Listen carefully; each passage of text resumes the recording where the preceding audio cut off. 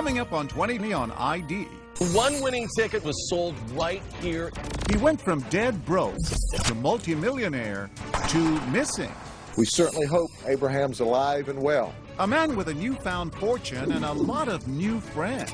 Do you get tired of people asking for money all the time? But who was mooching? She was like, I can help you clean him out. And who was plotting murder? A cat and mouse game to smoke out a killer. I got to find Abraham. I just need some time. She's shooting off her mouth, and the guy's talking into a Red Bull can. It's perfect.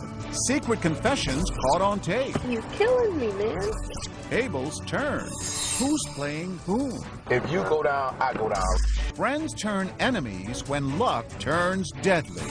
And a small town under siege. And the fire chief vowing to find the person responsible. Seeing if anybody's suspicious hanging around. Then, an unexpected clue. Where the footprints stopped was the gas can.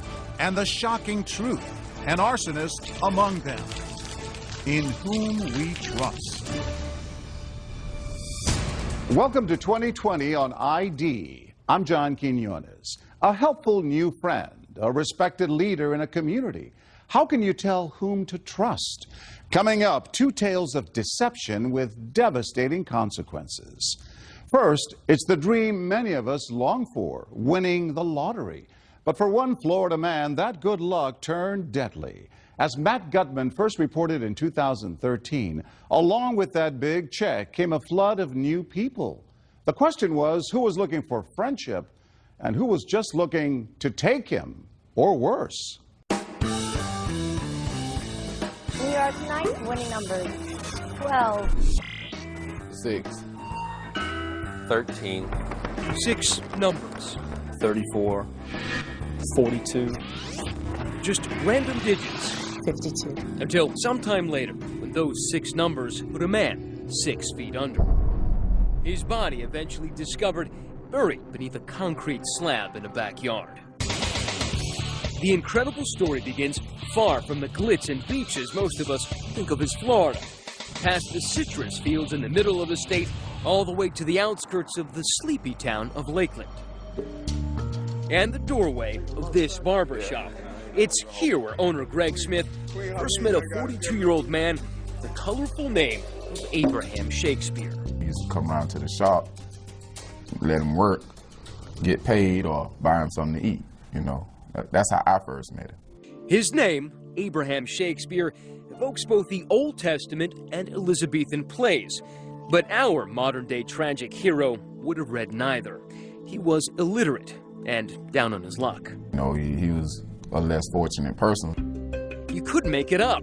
Shakespeare was like a living, breathing lotto commercial. The kind of guy you'd love to see moving from the poorhouse to the penthouse overnight. Action News. Breaking lottery news, you're not going to believe this. And one fateful day, the fairy tale came true. Of all people, Abraham Shakespeare won a jackpot worth $30 million. And one day, he came to the barbershop, and he was like, Greg, listen, I'm finna buy me a new car. I hit the lottery. Man, get out my face. He ain't hit no lottery. Oh, yes, he did. Shakespeare bought himself that new car, fancy new house, and lots more. But as so often happens, this lotto winner's drama didn't stick to the script. That's because the money also brought unwanted attention.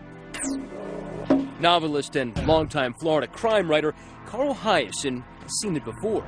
All of a sudden you have friends you didn't know you have, and they're crawling out of every rat hole you can imagine.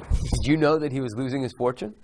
Did you know that all that money was being frittered away? We had heard the rumors were in the community that he had given money to everybody. Greg's sister, Sanji, says Abraham was so sweet-natured he couldn't say no to the endless mooching. And as Shakespeare's millions slipped away, so did his sunny disposition. Every day he'd come to the barbershop, and he was like, I wish I could go back to my old self. I wish I didn't even have no money. But he was serious when he said that. He was dead serious. Then, one day, a woman magically appears on the stage. No one knows exactly how she found Shakespeare, but would not have been that hard. He was all over the news. Her name was Dee Dee Moore. How would you describe Dee Dee as a person? She was the type of person you just couldn't put your finger on her. Dee Dee was surely different. Unlike everyone else clamoring for his money, Dee Dee claimed to be interested in Shakespeare himself. She even said she wanted to write a book about him. I did a book on Organize Me Now. It's a finance book on financials, organizing your finances and everything. I never went ahead and got it published, but it is copyrighted. She seemed perfect to help Shakespeare. A money manager who came from Central Florida, she was married and supposedly running a nursing staffing agency. But had Shakespeare checked into her background, he would have found some huge red flags, convictions for writing bad checks, and making up a false story of a violent carjacking. Why do you think he trusted her?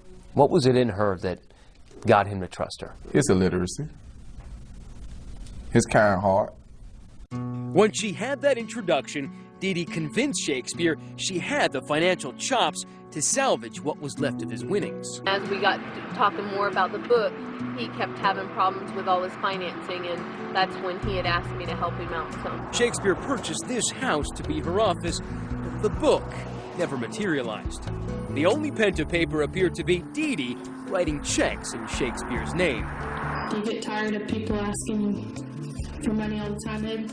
They don't take no for answers. But pay close attention to this, the only video of Dee Dee and Shakespeare together.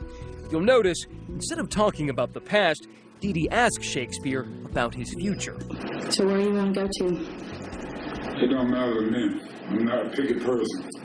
California. You want a foreign country? Cozumel. Later on, this video would become critical when detectives came to suspect something sinister. Are you going to miss your home? Yeah, but I miss it, but life goes on. Or does it? Not long after this interview, the man who was everywhere was suddenly nowhere. Shakespeare stopped coming into the barbershop. No one saw him driving around town with Dee Dee anymore either. Where was he? Detective David Wallace and his team of investigators entered the picture soon after. You knew that something was fishy, but it seemed like you didn't have enough evidence. Correct. With everyone wondering what had happened, Dee Dee was the only one with an answer. I don't want nobody to be able to talk to me. I don't want nobody to be able to track me. And I'll come back every so often. She explained to the detectives and anyone else who asked that Shakespeare had skipped town, tired of people hounding him for cash, just as that videotape she created seemed to suggest. Are you going to miss your home? Yeah, but I miss it, but life goes on. Only one problem. The cops find no corroborating evidence. Shakespeare has simply left on his own. We certainly hope Abraham's alive and well, and he has successfully hidden himself away. But our investigation doesn't lead us to believe that at this time. It's about this time that Dee Dee reaches out to Greg Smith. Turns out, Greg isn't just Abraham's boss. He's one of his borrowers, too. He owed Shakespeare $63 grand. I was going through some bank issues, and I was waiting on the bank to give me a loan. And he was like, well, why don't you just pay me back? Next thing I know, he had papers drawn up in a $63,000 check. The cops would learn that Dee Dee now has a proposal for Greg. Help her avoid the heat, and she'll help him avoid his debt. Fast forward a couple weeks to a most unusual night at the local Cracker Barrel. Dee Dee is having dinner with Shakespeare's mother, Elizabeth, when Dee Dee's phone rings. She says it's Abraham, calling from wherever he is. But in reality, the caller is none other than Greg Smith, Abraham's friend and boss from the barbershop, now in cahoots with Dee Dee. I was like, Mom, how you doing? This Abraham. I'm okay. I just want to let you know I'm okay. And I don't know. So that's how he spoke. That's just how he slowly talks. And haltingly. That's just how he talks. Why would Smith do such a cruel thing? He says he thought it was okay because it would make Abraham's mother feel better. What he didn't know was that the cops are already all over Dee Dee. Their surveillance tracks his phone, and a short time later, they pull him over. And this is right after you made that phone call?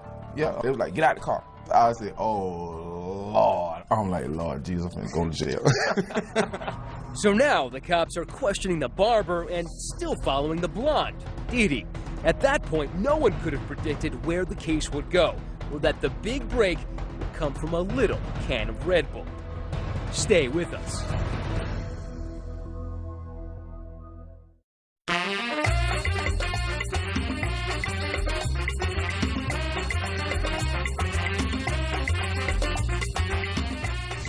Once they started doing lottery in Florida, all of us who lived here our whole lives knew that it was just going to be a recipe for disaster for some people. Carl Hyacin knows all about bizarre Florida murders. The real ones he covers in the Miami Herald, plus the ones he makes up. Novels like Lucky You, where a Florida lottery winner ends up dead. Florida, it really is a magnet. It's a magnet for predators. It's a magnet for scammers. It's a magnet for sleaze. It also makes for stories that are beyond what you would even think of writing in a novel. Like this story. Abraham Shakespeare, an illiterate worker in a Lakeland, Florida barbershop, has won the lottery and then vanishes. His boss, Greg Smith, has been pulled over by the cops after he made a fake phone call to Shakespeare's mother, pretending to be Abraham. Right away, they realize he's no criminal. Were you ever suspicious of Greg? Well, the first day, obviously, but it came clear in that first interview that he was a victim of Dee Dee Moore's manipulation. Dee Dee Moore was the supposed financial planner Abe hired to manage his money. Detectives suspected her and decided instead of putting Greg Smith behind bars, they'll put him to work in a convoluted cat-and-mouse game to trap Dee Dee.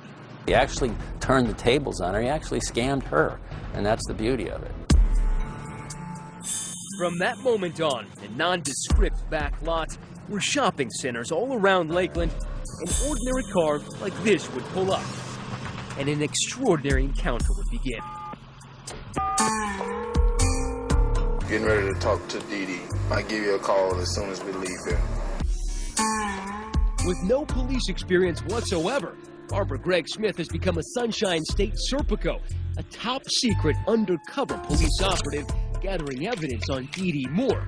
The trap is set. Everybody in town seemed to think that he's come to a bad way, but nobody had any evidence. I didn't set a plan out to go catch her. I just told him I'd see what I could do.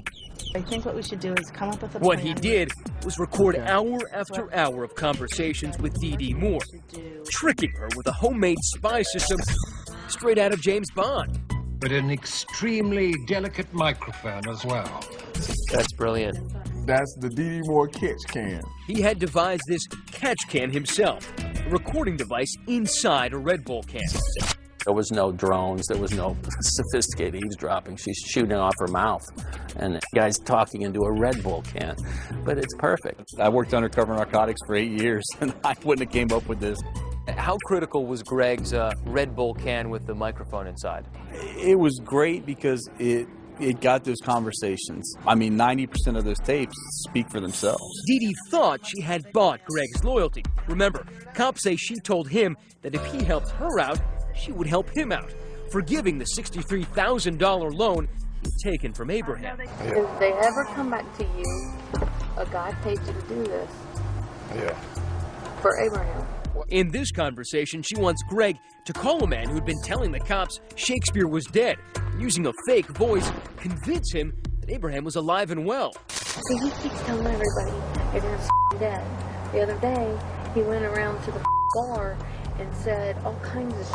He's killing me, man. Well, I'm finna go through this here right now. Are you sure he's not gonna know your voice? Because if that's Baby, blown, we're I got you. Dee Dee's name, of course, was not to be brought up. Well, they'll never know about you anyway. I'll never give you up.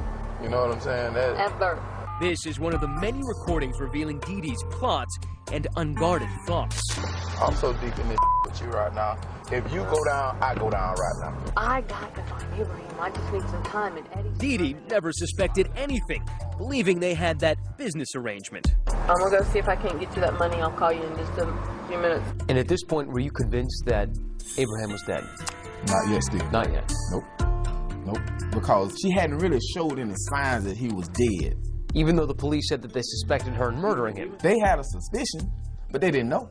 What you think about this damn detective Wallace when I called him? And he's still trying to bring me up. He's still trying to say I'm innocent. So every time he met her, you were there watching? With the exception of 1 or 2 times. Was there ever a point at which you felt like Greg Smith was in danger or threatened? So yeah, there were times that he put himself, you know, just by helping us out, probably did put himself in harm's way. Smith turns into Dee Dee's yes man, agreeing to anything she suggested, even posing as a dangerous drug dealer Dee Dee fabricated and blandly named Ronald. I'm like, well, who Ronald? You know what I'm saying? Who is Ronald? Well, Ronald is the guy, the drug dealer from Miami that saw Shakespeare. I'm Ronald. Ronald's imaginary. Oh, what a tangled web Dee Dee was weaving. Ronald's connection to everything would be unclear for some time. I don't even know Ronald's last name. Not until another conversation in Greg's car that January. Dee Dee had come not to mourn Abe Shakespeare, but to re-bury him.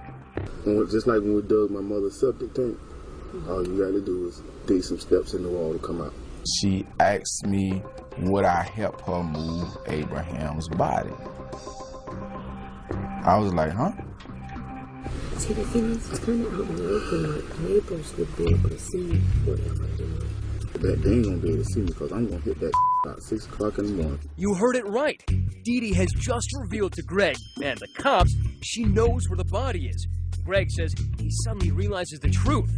He's speaking to Abraham Shakespeare's killer. Then she goes on to say, I can show you where the body's at. But the problem is the body's on my property. Just like I figured, the goddamn body's still on that property.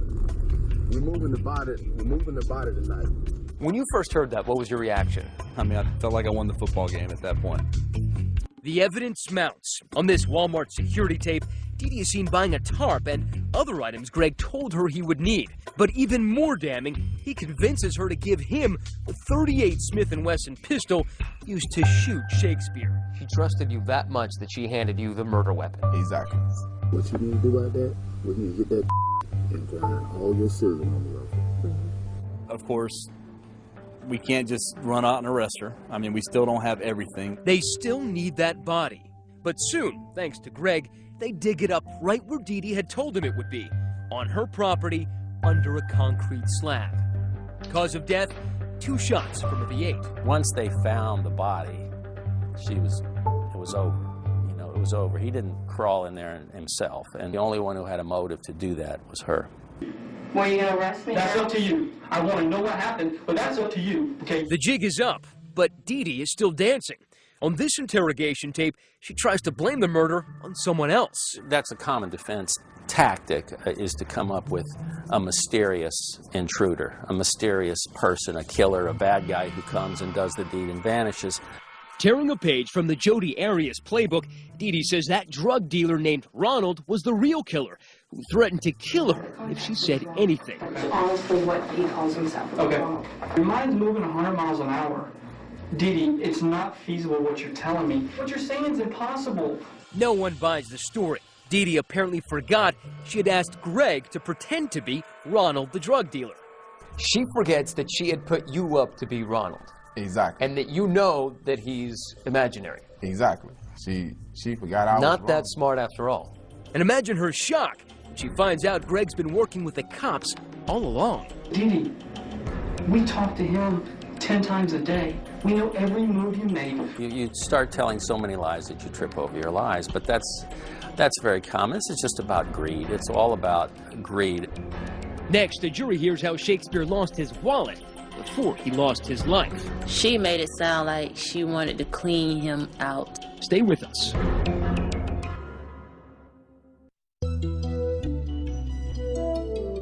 Tonight, the largest jackpot in Powerball history could be yours. It was just a matter of months from when lottery winner Abraham Shakespeare met Dee Dee Moore to when he wound up dead. Abe Shakespeare was a sitting duck. There was just no way it was going to end well. Now, who knew it was going to end this badly? State of Florida versus Doris Donegan Moore. This is where it ended up. A courtroom and a murder trial for Dee Dee Moore. Yep, that's Dee Dee, cut off from Clairol in custody. She's now a brunette. She took extreme, calculated steps to avoid detection. Dee Dee pleads not guilty, and though she never takes the stand, jurors still hear plenty from her in court, in a stream of dramatic, emotional outbursts. Court officials mercifully turned off the microphones, but the judge still had distinctly negative reviews. Just a moment, ma'am. Just a moment. I'm going to tell you once again, you need to compose yourself. You understand that? Dee Dee has reason to be upset. Witness after witness seemed to condemn her from the stand. Everything in this investigation pointed in the direction of one person, and that was Miss Moore. She would pop up at the oddest times with the oddest stories. Santeria Butler, the mother of Shakespeare's youngest child, became a key witness. She made it sound like she wanted to clean him out. Why do you say that? Because she wanted to know about all of his assets, and she was like, I can help you clean him out. Here's how prosecutors say Dee Dee did it. She had her ex-husband, John Moore, who knew nothing about the evil intent, dig a hole in her backyard, supposedly to bury garbage. Later that day, she shot Shakespeare, put him in the hole, and finally, he had a concrete crew to cover that up. Members of the jury, you are about to hear recorded conversations. These recorded conversations are proper evidence. But the case is really all about those secretly recorded audio tapes made by Shakespeare's old friend, Greg Smith. That's Miss Moore getting back in with Mr. Smith. Did he ask him if he's okay or whatever? Yeah. Well, is he still living? The jury hears Dee Dee Moore continuing to instruct Smith to tell people Shakespeare was alive, even though he now knew his gentle friend was dead. You tell him, yeah, he's still living. I said, yeah, he's still living. I said, if anybody want to know if he's still living, yeah, he's still living. Prosecutors say the recordings show Dee Dee's efforts to cover up murder. But I guarantee you, Ronald has killed her. I just know it because the man threatened to kill my son. Here she sounds confused. She's telling Greg about Ronald, the supposed drug dealer who she claims killed Shakespeare. She probably forgot that she'd already asked Greg to pretend to be Ronald. They were doing a big drug deal and Ronald kept turning over his money. I think Ronald killed him for the money Abraham had on it. You call Ronald. You tell this listen here, we finna get you out of this. We need to know where this at and if you done did it. It may seem hard to follow the plot of the play in Dee Dee's mind, but it's crystal clear to Greg. There is no drug dealer named Ronald. Did Miss Moore address who to blame if you got caught? Yes, she was addressing the guy Ronald, the imaginary character that she made up. Greg testifies how Dee Dee thought she could fool everyone. For example, when she concocted a fake letter. Well, I'm gonna go to the hotel, I'll write that go throw it in there, and that's it. It was supposed to be from Abraham himself. Dee Dee wanted Greg to deliver the letter to Shakespeare's mother. She reads it back to him when she's done writing. I just need some time. I will see you, I promise. Give me some time. Remember, detectives first recruited Greg after he had already made a fake phone call to Shakespeare's mom, pretending to be Abraham. Now he reads the fake letter in court. I'm grown and don't have to come back. It takes him 20 minutes to read this forged Shakespearean soliloquy. But one large problem with the plan, Shakespeare's mom would have known Abraham couldn't read or write. I've been through a lot, Mom. You should understand more than anyone. I just need time. How do you do this to a woman, 70-plus-year-old woman, who hasn't seen her son in months? I mean, devious, manipulative, evil. I like being missing, just not all over the news. I think the defense had its work cut out for it. Dee Dee's defense to all of this, her lawyers describe the case as circumstantial. That there is no direct evidence against her. No witnesses' DNA or fingerprints directly linking her to the shooting. All the evidence taken together is legally insufficient to establish a prima facie case of first-degree premeditated murder against the defendant. Has the jury reached a verdict? Would you please hand that verdict to the bailiff? But thanks to all of those tapes, the jurors needed only 3 hours. The defendant is guilty of first-degree murder. The defendant did actually possess and discharge a firearm causing death. Still, even when the jury convicted her, Dee Dee continued to maintain her innocence. You never see the last of these people. So she's sitting in jail thinking she can still be smarter than everybody else. This is the sociopathic mind. I had a little slip up, but I'll get out of this somehow, and I'll give an interview. Sure enough, she gave one to us. I know I'll go to heaven. God knows I'm innocent. That is one person that knows I'm innocent. As that other Shakespeare wrote, the false face must hide, but the false heart doth know. I think people are complete idiots that think I had anything to do with it. I really do. I think they have no brain cells. Stay with us.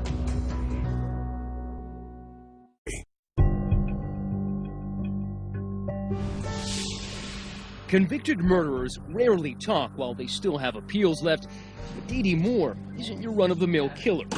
I'm not nervous. I don't get nervous. 2020 was granted an exclusive interview with Dee Dee here in her cell block's cafeteria. Upon arrival, we quickly learned that for Ms. Moore, all the world's a stage and she a player, sauntering in, ready for showtime. I've been on TV before. Was I about to hear an apology for her role in this Shakespeare's tragedy? Maybe remorse about his death? Hardly. This shrew had not been tamed. I think people are complete idiots that think I had anything to do with it. I really do. I think they have no brain cells. That's just my opinion. Did you murder Abraham Shakespeare? Absolutely not. Did you bury him in your backyard? Absolutely not. Why are you laughing? Because a man is dead. He's been murdered, yes, clearly. Yes. And you're laughing. Yeah. Because I find it entertaining that people are that ignorant. Because there are so many things that proves my innocence. You're going to say... Detectives say she's a woman who believes she can convince anyone of anything. You ended up in his house with all the rest of his money. Then he ended up dead in your property. Okay, but shot by your gun. You don't find any of that unusual or odd? Absolutely not, considering the people he hung around. I only knew this man for 4 months, so I think everything that people are saying is very ignorant. I knew this man 4 months, and I'm just going to, oh my goodness, I met this man, and you know what? I'm going to plot a murder in 4 months. Welcome to Dee Dee's world, a place where she is the star and heroine. Let me show you this. And this is fan mail. This is people... I have more than fan mail. I have places that's wanting to do a big screen, a movie producer doing a big TV screen production of my case. They want to reenact my whole case. Like any decent actress, she could switch emotions on a dime, at times full of bluster. I made good money myself. I didn't need Abraham Shakespeare's money. I don't understand how you went from being a potential biographer for Shakespeare to being somehow his money manager and confidant. Because that's just my nature. I tend to help people out when they're in need. So when Abraham needed help, I just jumped in and helped. How did you get yourself into this mess? Stupidity. I am not a person to hang around drug dealers.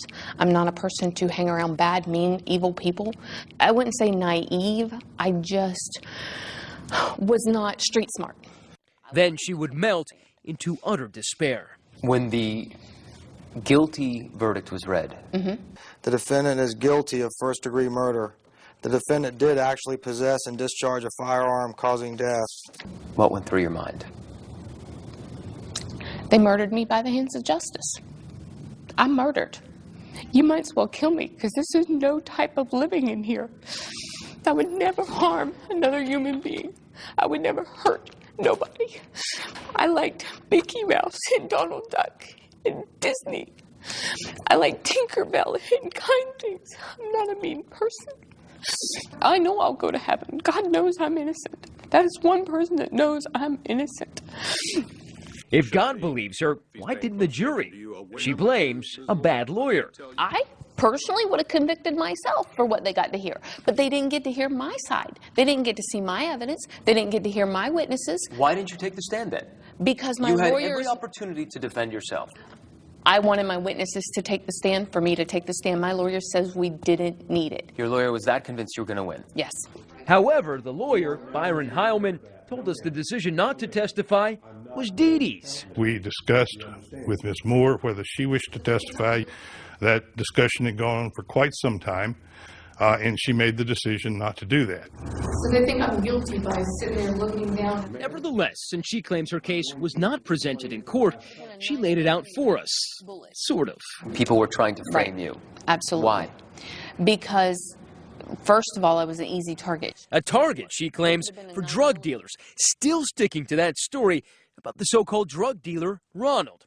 She explained that his band of killers threatened her. They were going to take my son and kill him and chop him up and put him on my doorstep. Who? These guys that the sheriff's department says didn't exist. That we have witnesses that they do exist, and there's blood DNA at the crime scene of them. I can't make up DNA. I'm not a magician. Detectives say they didn't ignore blood at the scene, but say it proved nothing about Ronald.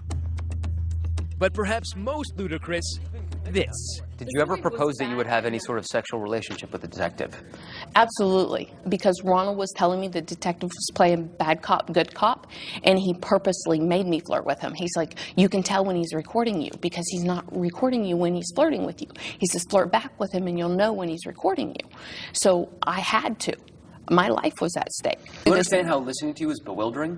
Well, do you understand how listening to you is just, it sounds like a bunch of stupidity? Well, you're just going around and around. I mean, listening to me sounds like stupidity, but you're not making any sense. Okay, that's because you're looking at it the way the court system wants you to look at it. You are trying to convict me. As for those witnesses who corroborated her story, Dee Dee claims these papers are from some of them, but she wouldn't show us or reveal their names. Can we talk to your witnesses? Who are they?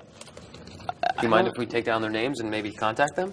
I'd have to ask my lawyer, but I don't know if they'll talk to you. I mean, Greg Smith talked to us, so maybe they might.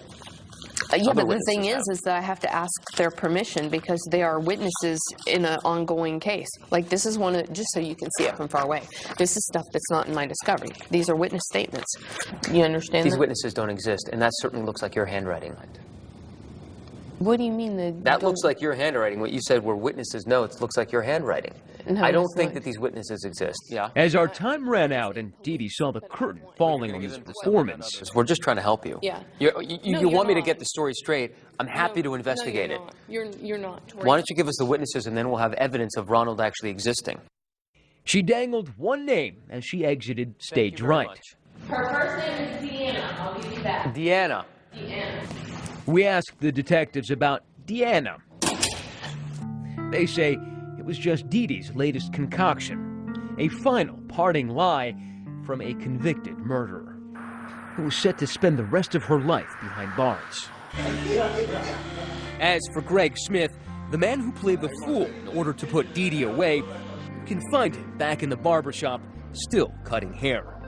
And just a couple of miles down the road, a simple resting place for Fortune's least favored son, Abraham Shakespeare, a man who just played the lotto hoping for good luck, and found out the hard way that indeed some rise by sin and some by virtue fall.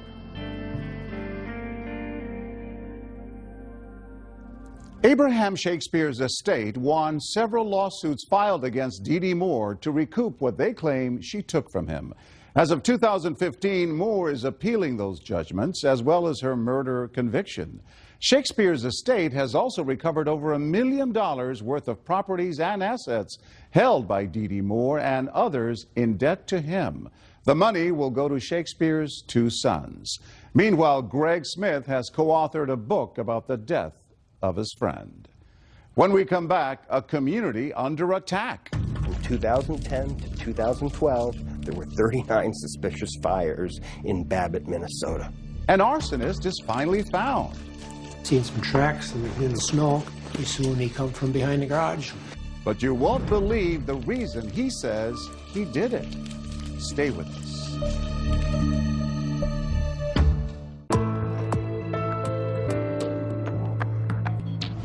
A small community has been plagued by a rash of fires. It would take 3 years to find the arsonist. But as Elizabeth Vargas first reported in 2014, when the suspect was finally caught, the only thing more shocking to this tight-knit town than who started the fires was why he did it. If you drive 4 hours north of Minneapolis through desolate and winding tree-lined roads, you will find the rural town of Babbitt, Minnesota, population 1,600, nestled next to the Superior National Forest just miles from the Canadian border. It's a typical small town, like you go to the grocery store and 90% of the people in there you're going to stop and talk to. Everybody knows each other. Sometimes everybody knows too much. Hi, Ryan. Hello. Hi. It was here that Ryan and Stephanie Sharber decided to raise a family. Ryan finding work at the local mine, he even became a volunteer firefighter. And within 3 years, he was chief. And how many hours a month were you working as fire chief? A lot. I was gone all the time, yeah. Those long hours at the fire station took him away from home just as his family was expanding. He and Stephanie welcomed son Miles first in 2009. Aiden arrived 2 years later.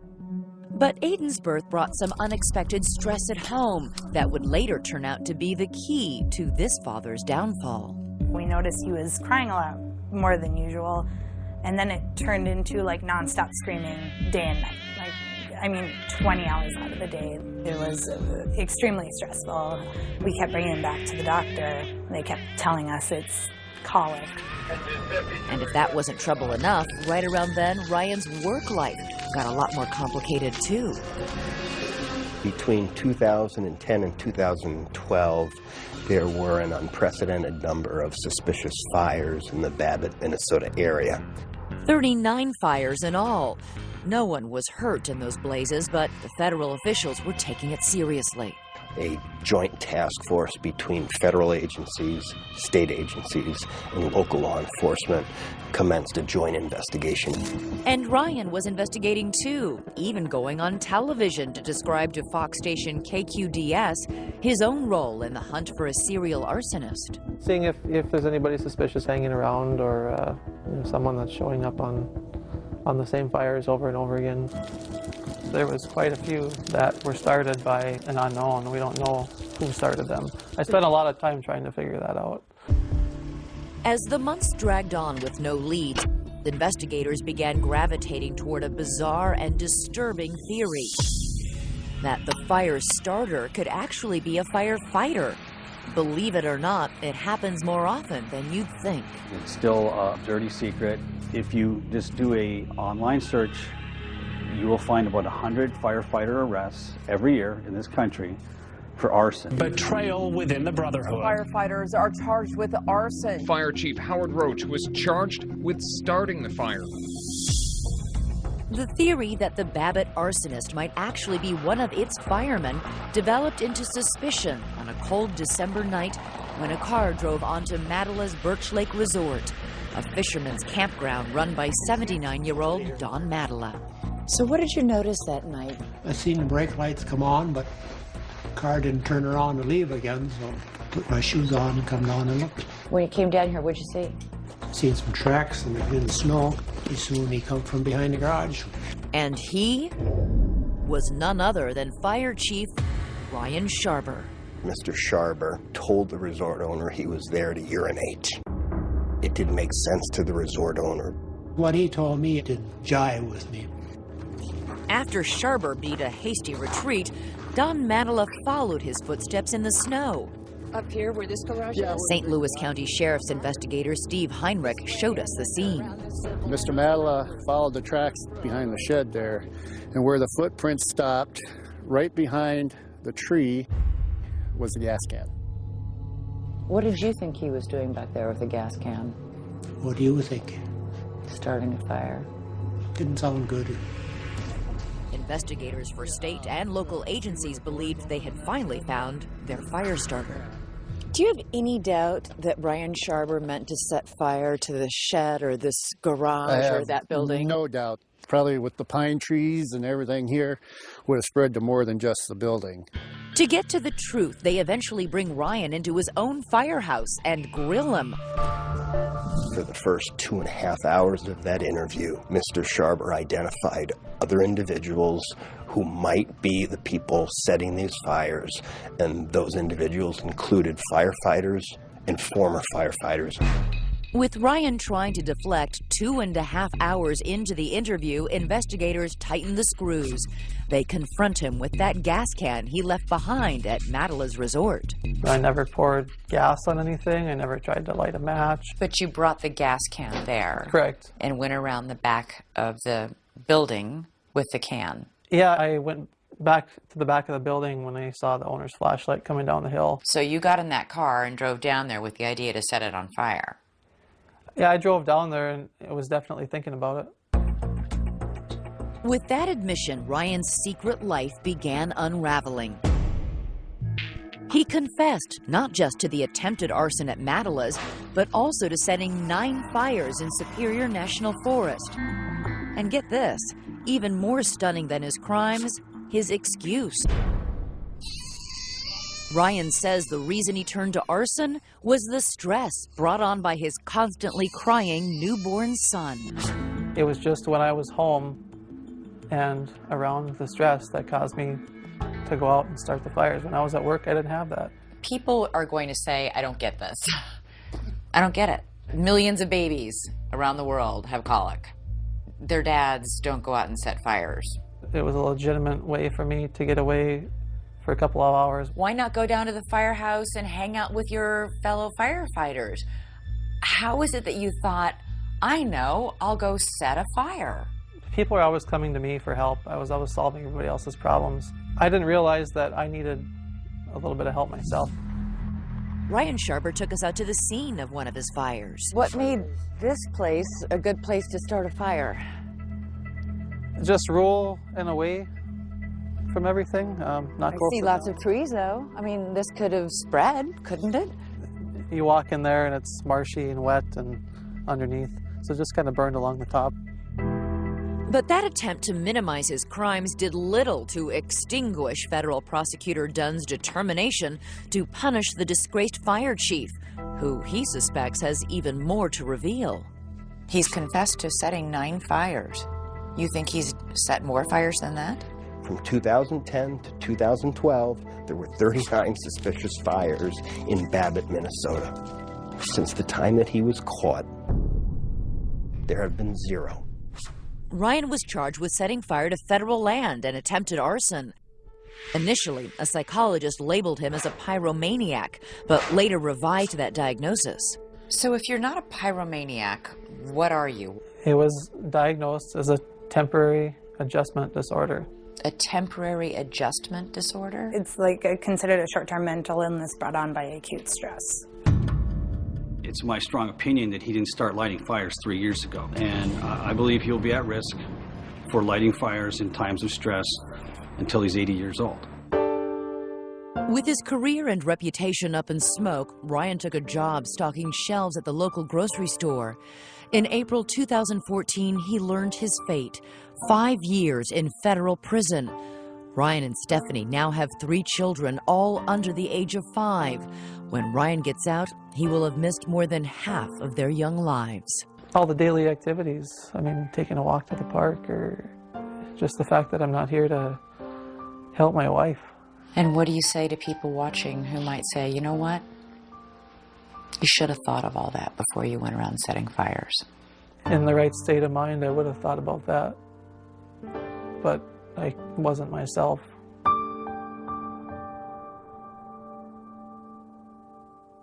As of 2015, Ryan Sharber is serving his sentence in a federal medical center. I'm John Quinones. Please join us next time for another edition of 2020 on ID.